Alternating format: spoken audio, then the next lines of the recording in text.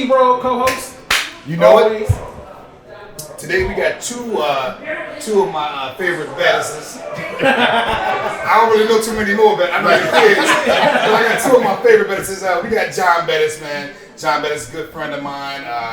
John Bettis basically ran Savoy here in Pittsburgh, PA, and we did comedy at Savoy for about 2.5 years. Oh yeah. John let me. I was fortunate enough to book Savoy and bring in headliners. I was Savoy's host, and we brought in probably about 40, 50 at least different headliners. And John Bettis, a good friend of mine, and I'm proud of John, man. John used to have a Jerry curl. I still have a Jerry curl. You still got a little bit? It's just down like now. Juices and berries, man. And then, this man needs no introduction, but I've been a fan. I can tell you this. I played high school football, and I went to college to play football. But you're a couple years older than me, and you were playing at Notre Dame at the time. And I got my high school rushing record. That was like a big feat for me, a big thing for me. You used to tape your shoes at Notre Dame, and I started taping my shoes. Just something as simple as that influenced me, man. We got Jerome Bettis here today, Hall of Famer, Super Bowl champion, just all around swell guy. I like seeing you. I like watching you on TV. I've been following your career for a long time, and fortunate enough to be your friend. And sometimes I get to talk shit to you. Exactly. It's a good thing, man. He bowls, he golfs, and handsome guy, man. No homo, right? Is that what you guys say? No? Better say that. Before people be like, hey, this is suspect. Yeah, right, suspect. No, we're excited to have both you guys here. I understand that the two of you have a business venture that you're working on. I wanted to reach out and talk a little bit about that. Well, it's actually in the oil and gas industry, and our company is Bettis Brothers Sand and Gravel, and what we do is we supply propant, which is sand, to the natural gas industry right now. They're doing a lot of drilling in the Pittsburgh area, and so we're supplying sand, but not only sand, but aggregate, which is gravel, different types and different sizes. How did you get involved with something like that? Someone just, hey, check this out. Someone did, absolutely. Yeah. My brother. The brother told me, yeah, check this out. This is exactly what you need to think about doing. I will say this: it is the one time that he's really come to me with something that he thought was a possibility. Real concrete. And it's the one time he's come to me, and it's the one time it actually worked. So, absolutely. So you waited your time before you was like, hey, bro. Yeah, because I didn't want to bring something. I don't like to fail, and you have to fail. Right. And we've been there. Everybody's been there. Right. But for me, it's like if it's not a perfect deal, I'm not bringing it to it. You know, I'm just not. Right. Yeah. So how was your transformation from running a nightclub and from entertainment? Yeah, entertainment. It was smooth. I had to take a step back. Yeah. I think that anybody who works in the entertainment industry knows that it consumes you. It takes over your life. And overseeing the operations of a nightclub is even worse because now at 2:00 when everyone else is going home, you're still up. Well, that's when it's time for you to really go to work, really. That's when the fun begins. That's when the fun begins. Right there, too, right? So you're working till 2. You getting home. Now you get a chance to hang out. Now you get the part. Now I get the part. So you get home at 5, 6. You're up at 10, 11, 12. Starting it all over. So for me, I had to take a step back, and it allowed me to open up my eyes and see different opportunities. And when it happened, this had just come back around. Yeah. So we were getting calls, there was interest. Then I called Jerome back like, man, I think we need to take a look at this. What do you think? Let's meet. And I mean, it's been like lightning speed ever since. That's good, man. I'm proud of you guys for that, man. Thank you. So Mike, this is life after football. Now, what else do you have going on? I know you have the foundation, and we bowled with the kids last night, and then tonight is bowling tonight. Bowling tonight. So my foundation is a big part of what I do, and the idea with the foundation is to really try to help kids that are impoverished areas, just much like we were growing up, underprivileged and at-risk kids, and that's the idea. Because we want to try to provide resources for them so that the environment or the situation they're in doesn't dictate who they become. So that's just the idea. So we're doing a couple events. The one big event we do in the summer, spring, and summertime is the Bowl with the Bus event. So, we get companies come in and we bowl and have a great time and we raise money. And it's obviously I'm a golfer as well, but this is a way, really right before the golf season gets going to have an event. Eventually, I want to have a golf tournament. I plan to, but I wanted to have this tournament because I feel it's so unique. Unique to Pittsburgh, unique to foundations. Nobody bowls anymore. So to get people to come out and recognize bowling and the companies to come out and be a part of it, I just thought it was really special. Now, how long have you? As I understand it, I've always heard Jerome Bettis is a good bowler. I hear you have a 300. Yeah, right? got a 300. You got a 300, and how long ago was that? So I had the 300, and it was a great story. I had it. I was about 25 years old. I'll never forget it. I was bowling in Muskegon at a Brunswick event, and this was their headquarters, and all of the professional bowlers were there. Walter Williams, Parker Bond, all those guys, they were all in the building. So as I'm rolling this 300, everyone started to kind of creep down. And so as I got into the 8th, 9th, the 10th frame, next thing you know, it was a pro-am. So all the pros were there. So they just kind of came in to see my last, the 10th frame. But not only that, but the entire 10th frame, what they decided to do was they decided to put a video person in that gutter, and then they put a photographer in this gutter. So they literally have pictures of me rolling, and I have a picture of my house releasing that last ball from the 300. So I have the actual ball here, and I have a picture here, which I would dare say 2% of the people that have ever thrown a 300 has a picture of them actually shooting the 300 because nobody gets in the lanes. No. So the professional bowlers don't even have a picture of them rolling. I have a picture of me rolling that actual frame, and I was not. That's huge. And I wasn't nervous. A lot of times, the guy with the cameras here, and fortunately for me, having played football and being in that kind of spotlight, it didn't affect me. So, and imagine this is my first opportunity to have a 300, and now these people are in there. But it didn't affect me. I rolled the 300, and then at that point, it was incredible because all of the pros knew that I was a really good golfer. It wasn't a question mark or a candy ball. It was. I saw him personally roll a 300 game, and then that's kind of like how the legend of me as a bowler kind of went out. That's how I was born. That's how I was born. Were you in leagues growing up? I was in leagues growing up all the way. Both you guys were both in leagues? Up until high school. That's when I had to make a decision because I didn't play football until high school. Oh, really? I didn't play football in Little League. No, I was a bowler. So every weekend we were at the lanes. Saturday. Friday they would take us to practice sometimes. Saturday we'd be on the lanes, Coke and Bowl, when we were little and up until league times. And then Sundays was all tournaments. So we would go all over the state of Michigan bowling in tournaments. See, I too am a bowler. I've been bowling since I was 8 years old. On Saturday mornings, we're in those junior leagues. Saturday morning junior league. And I bowled until I got to high school and college, and I joined the big league with my parents. Like my grandmother bowls, my mother, my father, my whole family. We're all bowlers. And no one averages. My grandmother averages like 182 right now. Wow, that's impressive. She's 78 years old. Yes. She throws a backup ball. You know what that is? Backup ball.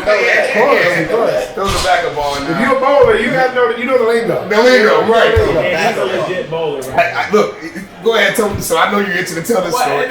So we doing a comedy show, right? And after the show, we going all night bowling. We're like, we gonna go all night bowling. He's like, yeah, I'll go. So we thinking he's just gonna go like the rest of us, all regular dressed. This dude opens up the trunk like an assassin and pulls out a briefcase and a bowling ball with shoes. He had an extra change of a bowling shirt. He had everything out there It's game killing time. it. Everything's blowing. I legit, I have 6 300s. I haven't shot one in 4 years. I shot 298 a couple weeks ago. I think I showed you that yesterday. I shot 298, and so I can't even imagine the fact that you had cameras and people taking pictures of you in front. And listen to me, when I had 11 in a row, and even on the 11th ball, I was comfortable. I wasn't nervous. Kid you not, I get up there on the 12th ball, and I mean, everyone was quiet. The whole alley behind me now. This is my Tuesday league, and I remember holding the ball in my hand. And as I'm holding the ball in my hand, I take a 5-step approach. I can see the ball shaking, moving. That's how bad. That's how bad. I know. I got up there, and all I said was just put it on your mark and follow through. I followed through so hard, like I hit myself in the head. The ball over rotated, came in high. I left a 410 split. Chopped it right there. Right there, man. Yeah. So that's one of those things in bowling, man. It is. I do golf as well. And I can't wait to play golf with you, man. I'm going to bowl with you tonight. I bowled in the league with you. Yep. Remember, we bowled in the league together. Yep. I also golfed with you several times. Right. And I'm getting my golf game together, just so that you guys know. Yeah. See, I know. Listen, my man game is straightened up, man. Listen, I'm taking lessons. I'm getting back. But I tell you this, he was introduced to golf years and years ago. Early. So yeah, because what I did was when I was drafted, as soon as I signed my contract, the first thing I did was I bought my mom and dad a house. Okay. The house was on the golf course in Detroit. Wow. And so he was always privy to the golf course. It's right here. Right Green in your backyard, literally the golf course. So my father tried to dabble in. I got him everything, but he couldn't. He didn't take to it. He couldn't do it. He chose not to do it. Yeah. He's like, I'm good on this. And he had an opportunity. And so I played in leagues. I've done everything. You played in golf leagues? I played in golf leagues. Yeah. Is that right? Yeah. So you know how to play. I know how to play. I just can't get over my slice.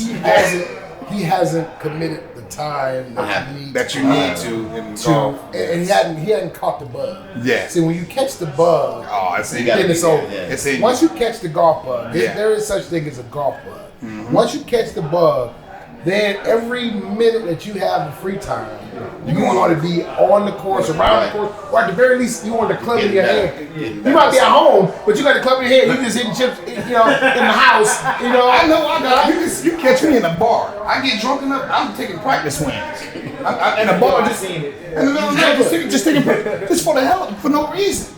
I'm just taking. Absolutely. And people like, man, what is she doing? I'm gonna get back. Just working on my swing. This is my year, man. This is my year. Just working on my swing. So when did you pick up golf? I picked up golf actually when I came here to Pittsburgh. Cordell Stewart was the quarterback here, and he was a big golfer, and so we would hang out. Okay. Yeah, we would hang out, and so we would go and play golf. And then we had a thing when the young guys, when a lot of the younger players, including myself, kind of like Hines Ward, the Shea Townsend, and those kind of guys, we had a term we called it Gangster Golf. So we would come and we'd be playing, and everybody, you're talking in your backswing. Just doing whatever. And we called it Gangster Golf because it was rowdy, right? It was reckless, and it didn't have any semblance of real golf at all. Yeah. But I had to learn in those type of circumstances. That makes you ultimately a better golfer. Which made me a much better golfer because people walking as I'm swinging or talking, it doesn't faze me anymore because I was born kind of in this arena of gangster golf. So you know the Shea. I know the Shea pretty good, man. Shea, he talks so. Nobody has so much good skills, right? Except Cordell. So, but I just got tired of him beating me. Yeah. And we'd always gamble, and he beat me. And so I said to myself, when I retired, I'm going to get better. So what I did was I got a coach. I started getting swing coach. Started getting lessons, and I started kind of get some of the ugly stuff about my game out, which is still some of it in there. I got a little Jim Furyk in me. On the backswing. I got a little. Yeah, but it's I'm able to play with it. One of our coaches told me as long as you bang a lot of balls and get the rhythm in, and understand that your timing is going to be the one issue. Sometimes it'll be perfect. Sometimes you're going to be off. But you learn how to play with it. So now I've learned how to play whatever shot I have. That's kind of what I play with that day. The next day it could be a totally different swing. And I play with that. So you just make it happen. I've kind of gotten good with that. It's something with quarterbacks. Like Ben's a good golfer. Good golfer. Who else? Was it Dick LeBeau? Was he scratch? Scratch. Dick LeBeau. Dick LeBeau, he'll shoot his age. If he's 78, he'll shoot 78. He's that good. He's that good. Wow, man. Really good. Something about athletes and golf, and, it just goes together. That's a good thing, man. That's a good. I still ain't got into it yet. I wanted to talk about the Super Bowl. I remember that you guys are from Detroit. I have a lot of family in Detroit, even from Romulus all the way to Southfield. Like every year we have my family reunion at Belle Isle, So I'm going up there this year, the third weekend in June. We got my family reunion in Detroit. I'll pass you on the road. Yeah. We literally passed each other on the road. Passed each other on the road. Wow. I'm driving. Just like 2 years ago. Yeah. I just got my car, and he's like, He was flying past me. I called him. He's like, is that you, bro? On the way to Detroit. To my family reunion. That's True story, man. That's a true story. But we so I want to talk about what was it like to have the whole team at your parents' house for Thanksgiving? I remember. I've been friends with a lot of players, and recently, it's like 6 or 7 years ago, I roast the team yearly at the training camp doing a rookie show. So I get to go up and talk bad about people, which is cool. So, but I remember watching it on TV how everyone was they pulled the buses up to your moms, and what was that like? I mean, man, I'll tell you what, that was one of the coolest things in the world for me because it gave me a chance to really highlight and showcase my mom and my dad. Yeah. And so they got an opportunity for all the work that they had put in because my mom and dad, they went to every single game I ever played football-wise. That's right. So they never missed a game from my rookie year till I retired. So one of the big pleasures for me was to get the entire team to come to my mother's house for Thanksgiving. And what I asked Coach Kyle, could we do it? He said, absolutely, we can do it, no problem. And so he said, well, who's going to come? I said, well, I tell you what, I'm going to ask the team, and whoever wants to come can come. Right. And he said, well, what if the whole team wants to come? I said, well, the whole team is welcome, right? At no point did I ever think that the entire team is going to come. Oh, that's so beautiful, man. I'm thinking we're coming to Detroit. Some people have friends and family, and so they kind of want to venture off the hotel or go whatever. Yeah. So when I asked everyone, literally, we brought in one bus. I thought, one bus would be half full. Right. We brought in one bus. It was full, two person in a row. The entire bus was packed. And everyone came. I mean, coaches came. Coaches. It was, You're talking like 70 people. So we had about 60 something guys. Yeah. But you got to remember, it's only 53 players that come on the team. Right? You have the roster is 53. 53. Of that 53, you usually have 45 are kind of playing. Active versus what? Active, right. Well, then you have no. You have 53 on the active roster. On the active roster. But then you have guys that are going to be pup list. They're going to be down that game. Down. Okay. So what happened is you have active and inactive. So in any given day, 6 or 7 guys are going to be inactive. Just because of that game. So what they do is, so let's say a guy gets banged up on Friday. Okay. Well, you have these 7 guys that 7 players that can fluctuate from active to inactive. Okay. So now you can decide who's going to be active, who's going to be inactive. Maybe I need an extra receiver for this game. So the extra receiver, he'll be active this game, and then one of my defensive linemen may be inactive. So you have to kind of figure out the inactive list, right? Well, everybody came, all those guys, inactive, active, the damn coaches. So it was just a great time for my parents, my aunts, uncles, for them to actually, kind of host this thing. Yeah. So it was incredible. And then when the Super Bowl came back to Detroit, we had done it for the Thanksgiving. Thanksgiving, right? The only problem with that was in that game, the Thanksgiving Day game, we lost that game. And the big thing about that game was a coin toss. And I had something to do with that. They said it was a head tails issue. Right. Yeah, I know I said tails, but anyway, that's a whole other story. But we lost that game, and so Coach said to me, "Hey man, listen, we lost the last time we went to your mother's house. You better be different this time." Right? So I was like, "It's going to be different, Coach." So again, we invited everybody for dinner during the Super Bowl. Again, everybody came. Now you guys are up there for 2 weeks. That's a 2-week period. 1 week. 1 week. No, so what we do is the first week you practice at home. Okay. And the week of the game is when you go up. So what we do is you really get all your practice in. Okay. The week before. You leave to go, because the one thing you don't want to do, because you have to practice usually in the same place.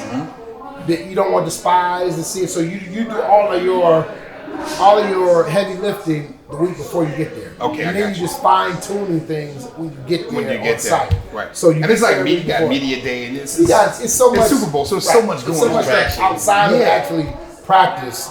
So you got media before practice, then you got media after practice, and so it's just a lot. Yeah. And there's a lot of requirements that they ask of you. So really all the work was done, and so to have an opportunity to have the guys come to my mom's mom and dad's house again, right? That was like, and that's a lot of work for them. I know they're like, damn, again.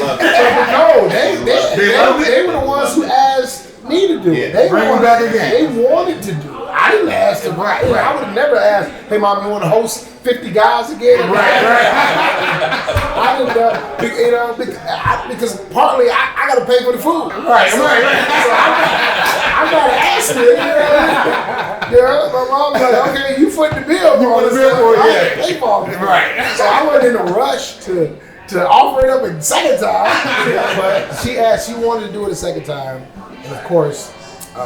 Who am I to not let that happen? Exactly. So that's good. I'm sure that's a moment for her where she and then for me on a personal note, it was great because it was an opportunity because we've since lost our father. Yeah. For him to have been a big part of that time, that week, that Super Bowl moment. I'm sure he was very happy about that. Very, very happy and proud of that moment. So that was it's such a story coming up to that, from Thanksgiving to that, because if I recall right now, am I right? Was this the year where we were playing Indianapolis Colts and did Ben throw a pick or did he fumble or something? And he made a shoestring. Yeah, he fumbled, but no. Am I wrong? He threw an interception on the goal line. On the goal line. And then they threw those, and Ben made a tackle. He made a shoestring tackle. Yes, that's exactly what happened. Yes, man. Oh, what game was this? That's the Colts game. Yeah, we were going in to score. People interception. People actually thought that I fumbled the ball. Oh, it really was an interception. It was an interception, right? It really wasn't. It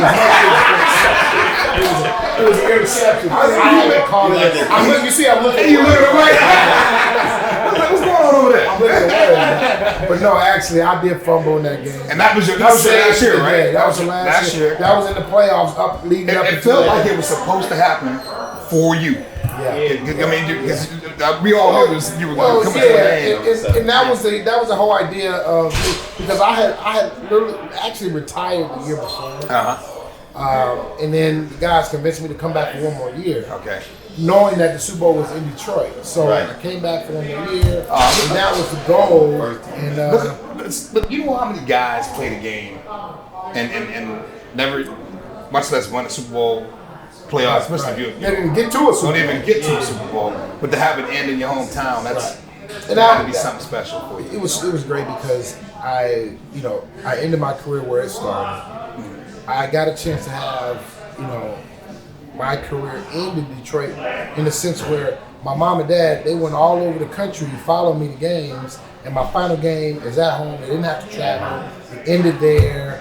And there was just so many points came together. that brought together that I could actually finished my career off in Detroit. And it was just, now, I played the game for free because I had so many tickets I had to buy and all that kind of crap. So, and Super Bowl tickets are expensive. So, and I had like 40 tickets. Imagine that. So imagine, I literally played that game for free. I did. I played that game for free. But you got a ring out of it. I wouldn't want to do it over. I mean, I wouldn't change it any other way. All the people that came, I wanted them there. And it was great to finish it off there, and it was an ending to an incredible story. So, I mean, is there something you want to ask? Because I want to ask in rapping, but go ahead. You go ahead. Yes. Well, I just wanted to know, like, so life now. You reside in Atlanta? I live in Atlanta. Now. I have two little ones. I've got a 13-year-old daughter. Her name is Jada, and an 11-year-old son, Jerome Jr. Okay. And middle name is Abram. Abram. Well, that's my name. But I'm gonna start calling you that now. Yeah, What's up, Abram? Hey, what's up, Abram? And he's a junior because I was always left out. My brother is the third, right? And my dad was the older brother, correct? Right. Yeah. And he took after my dad, so his name is the third. My dad was a junior. Okay. And I got left out, so I said I'm gonna start your own legacy. My son is a junior. Is a junior. Hopefully his son is gonna be the third. The third. We're gonna keep So it you going, start your own legacy. There exactly. You go. The Jerome, for you, life now with the Bettis brothers. And that's life now is good. It's a lot of work. You know, it's something that we never thought we would be going into. So I really had to throw myself in and learn a new industry. But just general business practices are the same. Right. You know, and you make sure you network well, you pay your bills on time, and all those things. So that's the same. But really, my days are now concerned with operations and how do we get from point A to point B. Right. That's a good thing. And to have a business with my brother is really it's been great. Yeah, that's dope. Because obviously, he's been my biggest fan throughout the sports side, and then when he was doing everything with his boy, I was always coming and trying to be a part of everything he was doing. So for us to really be able to come together and do something. Not only is it great for us, but my mom, she seems just as happy. Yeah, so I seen her last night. Yeah, she seems so content. That's a good thing, man. And it seems like y'all really like come together for her. And take care of her. It has brought us together as brothers, a lot closer. You have a third sibling. Yes, sister, older sister. Yeah. Older sister. And she's in Detroit, and she's with my mom, so she lives. Right. She lives. Oh, so that's good. Okay. So home is taken care of. Take care of mom. Bring her in somehow, man. Yeah. Gotta get my hands on her. I gotta also say, I have my kids as well, and they would hate me if I didn't really mention them. Lester, Brianna, and Brooke as well. Yes. And Brianna just graduated from Michigan State, right? So that is an incredible achievement. Great job, Dad. I seen pictures. You were at the graduation, right?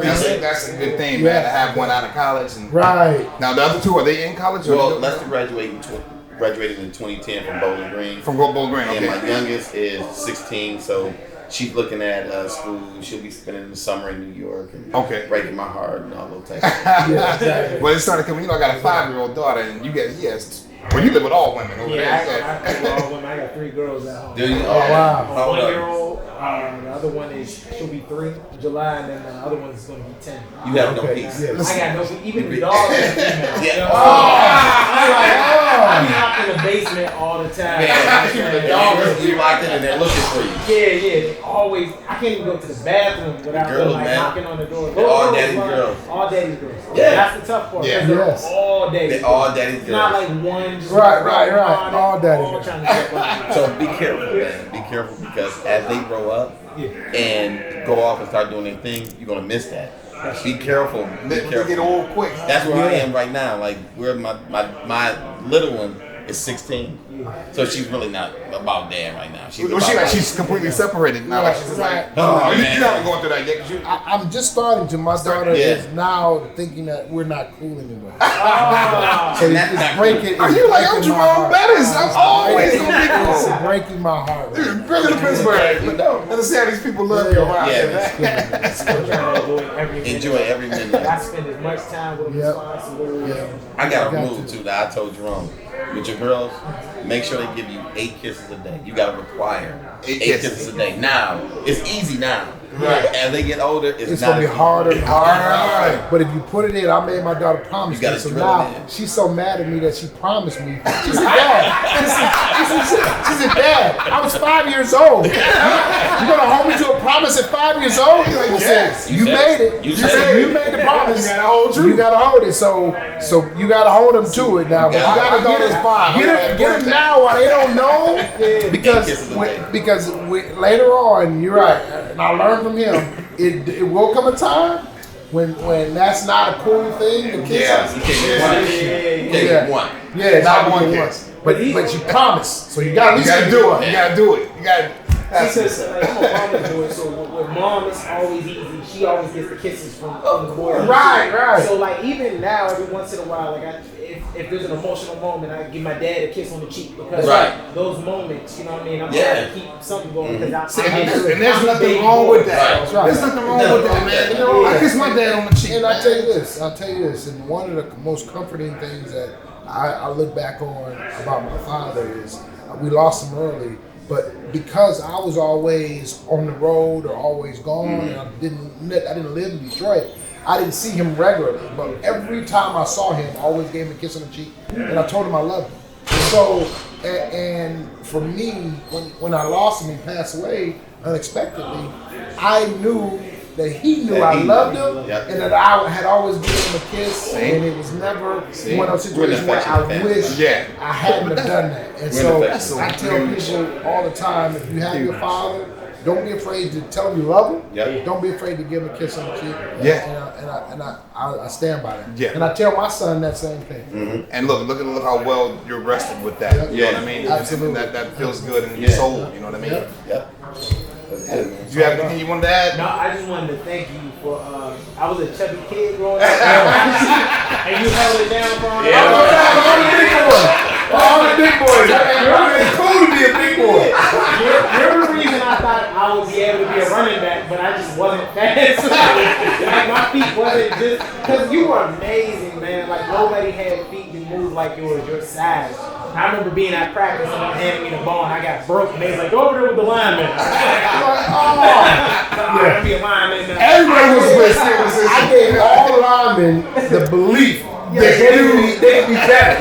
They'd be better than they really were, right? But then you had to come back to reality. Right. But for that one moment, You really think? some big guys got a chance to carry the ball that probably should have never carried the ball.